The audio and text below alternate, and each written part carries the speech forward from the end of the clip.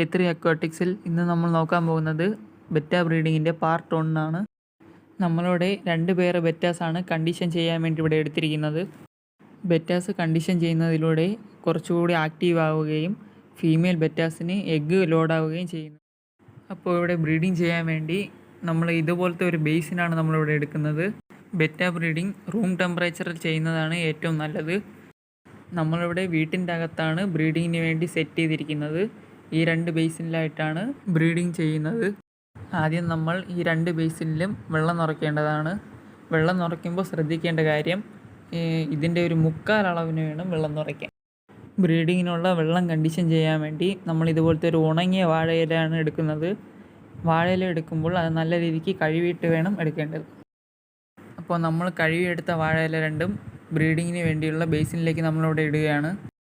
ബ്രീഡിങ്ങിന് വേണ്ടി ടാങ്ക് എങ്ങനെയാണ് സെറ്റ് ചെയ്യുന്നത് നമ്മളിവിടെ നോക്കിക്കഴിഞ്ഞു. ഇനി ബെറ്റാസിനെ കണ്ടീഷൻ ചെയ്യുമ്പോൾ ഏതൊക്കെ രീതിയിലുള്ള ഫുഡാണ് കൊടുക്കേണ്ടതെന്നാണ് നമ്മളിവിടെ നോക്കാൻ പോകുന്നത്. കണ്ടീഷൻ ചെയ്യുമ്പോൾ ലൈവ് ഫീഡ് കൊടുക്കുന്നതാണ് ഏറ്റവും നല്ലത്. ഇതുപോലെ കൂത്താടി അല്ലെങ്കിൽ മൊയിന കൊടുക്കുന്നതാണ് ഏറ്റവും ബ്രീഡിംഗ് സമയത്ത് നല്ലത്.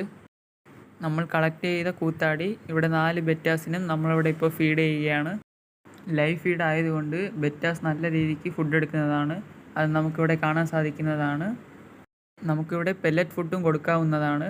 പെല്ലറ്റിനെക്കാട്ടിലും അധികം നല്ലത് ഇവിടെ ലൈവ് ഫീഡാണ്. തുടർന്നുള്ള അപ്ഡേറ്റുകൾ പാർട്ട് 2 വീഡിയോ ആയി വരുന്നതാണ്. അത് ലഭിക്കുന്നതിനായി ചാനൽ സബ്സ്ക്രൈബ് ചെയ്യുക, ബെൽ ബട്ടൺ ഇനേബിൾ ചെയ്യുക.